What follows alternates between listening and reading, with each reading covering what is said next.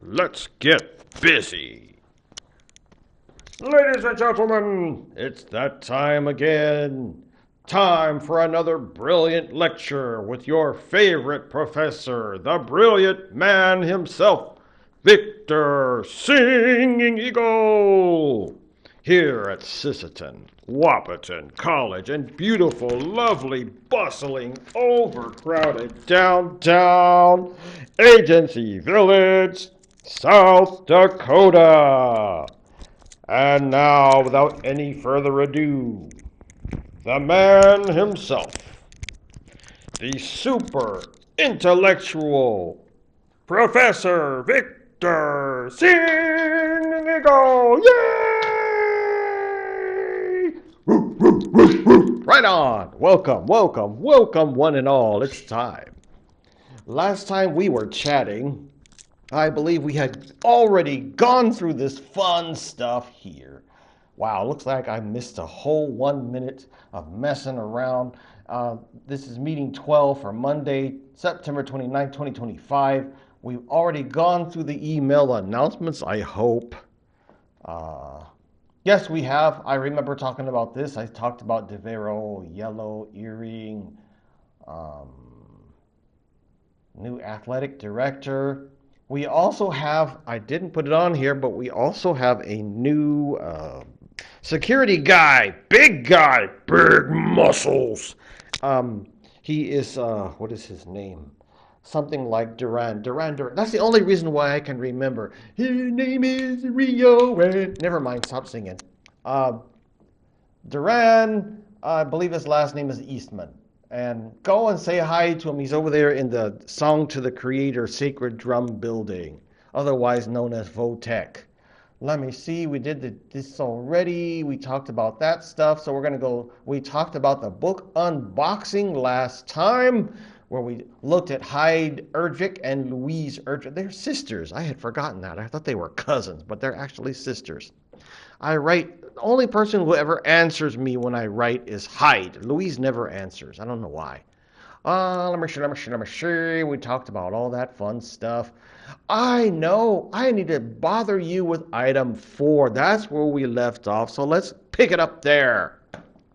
Now, this morning I was having a chat with Harvey Dumars, otherwise known as Du Huawei, and we were talking more about, in conjunction with the Every Child Matters seminar they had at the gym, Indian boarding schools, or residential schools as they're called in Canada, and how this has caused intergenerational trauma.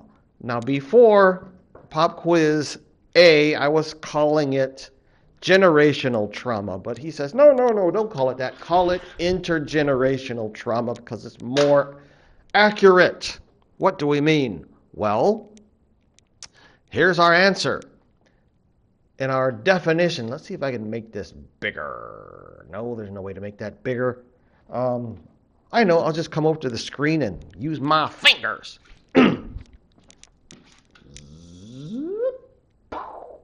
There we go. That should help. Intergenerational trauma, which is the transmission of psychological and cultural wounds from one generation to the next, resulting from the systemic abuse, forced, there should be a D there, forced assimilation, that's my bad, and cultural suppression experienced by Native children in federal Indian boarding schools.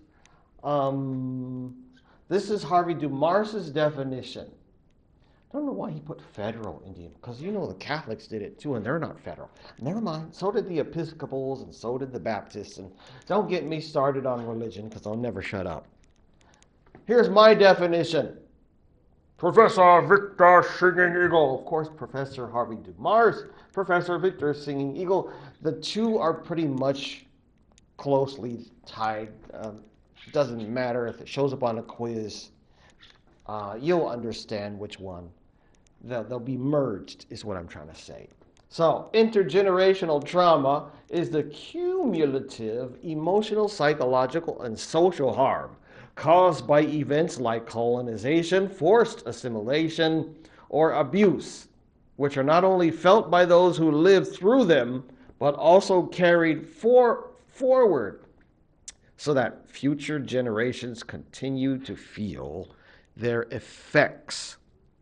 Well, according to C.H. Waddington, some British psychologist, philosopher, big wig over there, 1942, he gave it a more, whatever, scientific name of epigenetics. He might have been a biologist. I can't remember for sure. Yes, I believe he was a biologist. Anyway, his definition is expanded to include more, I don't know, all life forms? More life forms. What he believed is that any kind of organism, well, let's just read. Epigenetics is the study of how life experiences and environmental influences can alter the way genes are expressed without actually necessarily changing the DNA itself. These changes can affect how the body and mind respond to stress, health, and behavior, and in some cases, they can be passed on to future generations. You can do it with plants, too. You can do it with rabbits, whatever, your pets.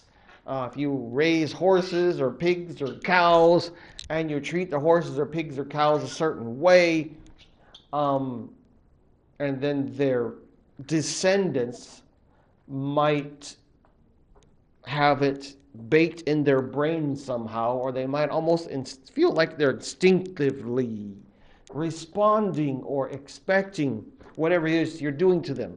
So say, for example, you feed your cows every morning at whatever, 6 a.m. Get up, oh, yeah, I gotta go feed the cows. And you get your pickup and you attach the trailer with the cow feed, and you go rolling out whatever it is you're feeding your cows, hay or corn, and you stick it in the trough and you give some salt licks and whatever. And that's every morning. And then those cows have babies, and then you do it again to them every morning. And then a couple generations down the line, the cows that might not have even known their great cow ancestors might instinctively be ready to eat at 5 a.m. Right? Or is it 6 a.m.? 6 a.m. I said 5. I need more coffee. So, let me keep reading. In this way, trauma also, in this case, we can also look at the negative, which connects to the boarding school experience, and we're going to get into it in a second. In this way, trauma, resilience, and cultural experiences can leave biological marks that continue to shape descendants long after the original events. My challenge question to you, as students of Native literature, is how does it appear in our literature? Generational trauma, the epigenetics, because these two are closely intertwined, you see. So we want to know, how's it going to show up in our literature? One way that I often argue is, I said it before, I'll say it again. A lot of times in our Native literature, people like Sherman, Alexie, and Lewis Owens and others, even Gary Hobson and Gerald Visner, and all these folks, Bruchak also, they depict the main character doing dumb stuff. There's no other way to say it. And self-destructive things, I don't know, drinking alcohol or gambling away their money or getting into fist fights, maybe go to bars and get into fist fights, getting their butts beat, and just dysfunctional. There we go. That's the word I like, dysfunction. And these are depicted in our literature over and over again, and I'm giving away too much. So I'm going to let you guys, because this might actually show up on the midterm. That's why I'm putting it in highlights there. Now, I'm going to change the channel. First, got to check to see how we're doing on time. 9 minutes and 45 seconds. Yikes. All right, I'm going to try to squeeze all this in here. Item 5, we are talking about the Native military experience. I might have mentioned this before, but it does bear repeating, that we natives are 5 times more likely to serve than the national average. That is, the other non-Indians. I think somebody's outside waiting for me. Hang on for a second.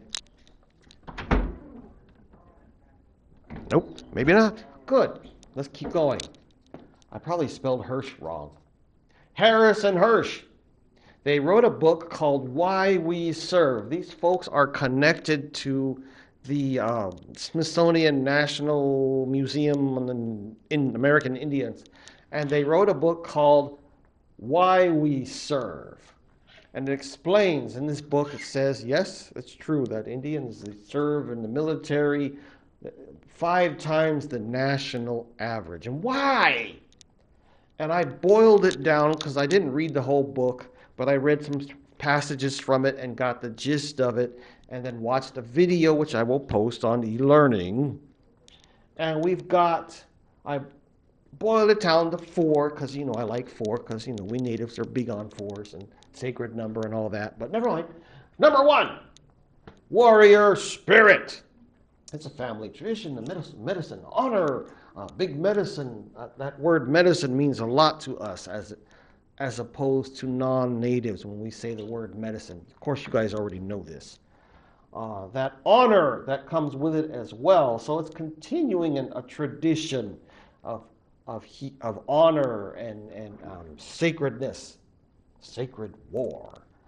Next is an issue of tribal sovereignty, because they're not only fighting for their country, or we are not only fighting for our country, we're stuck here in this, because a lot of times we say that we are connected to Mother Earth, the land upon which we stand, and if we're moved, there's another source of generational trauma, or intergenerational trauma, I should say.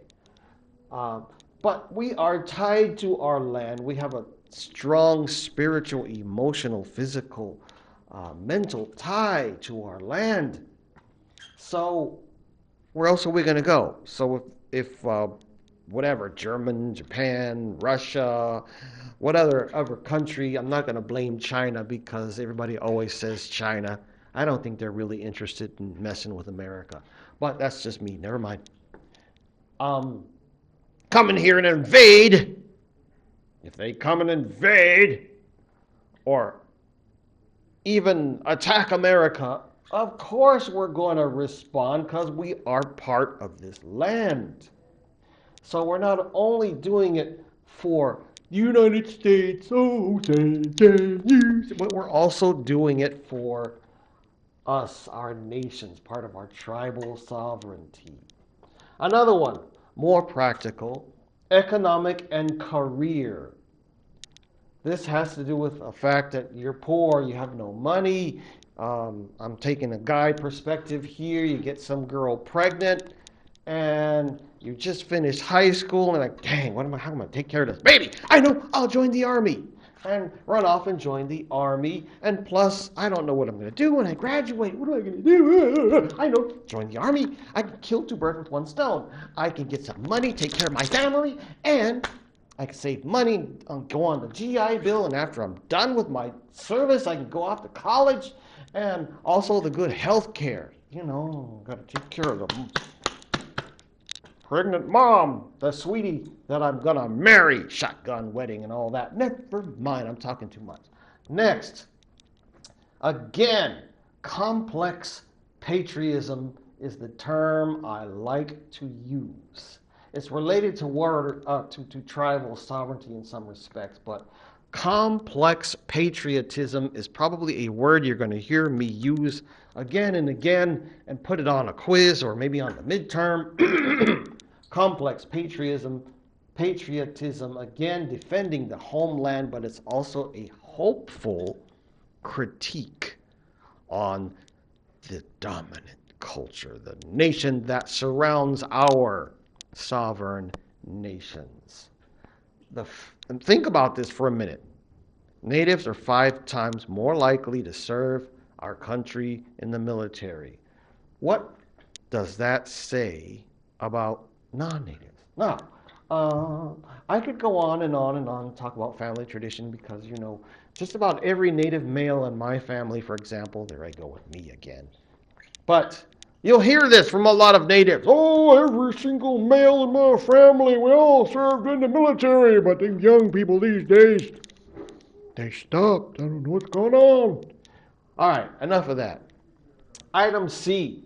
We're going to see this in literature by Bruchac, Eastman, Hobson. All these guys are veterans. Momaday writes about it. He didn't do any military time, but N. Scott Momaday has written about it in his book, House Made of Dawn. I mentioned that before. Others, Ben Nighthorse Campbell, the senator. There should be a comma here. Simon J. Ortiz. They're also military folks. And who wrote about it is Leslie Marmon Silko. Very similar, those two books, House Made of Dawn and Ceremony, like I said before, are similar in the respect that they dramatize the native male coming home from his military service and he's disconnected from the land, he's got a spiritual illness, and they both heroes in both books have to reconnect with their traditions and cultures. So that's what I wanted to share with you. Again, keep in mind that this does show up again and again in literature, and a lot of the authors themselves are veterans. So we need to remember that for our class especially. Now, homework. This is all for now. Is Study for Pop Quiz B. It's coming up. In our textbook, please read Good Ancestors in Why Indian Literatures Matter. I keep saying Why Indian Lives Matter. Why Indian Literatures Matter, that's page 113. And then read Borders in RLT, that's Read, Listen, Tell. There is a story called Borders. And of course, here's the link to the video that I mentioned before. Like I said before, I'll post it on e-learning. Thank you so much. You guys have an awesome day. Talk to you later. Bye-bye. 17 minutes. Stop!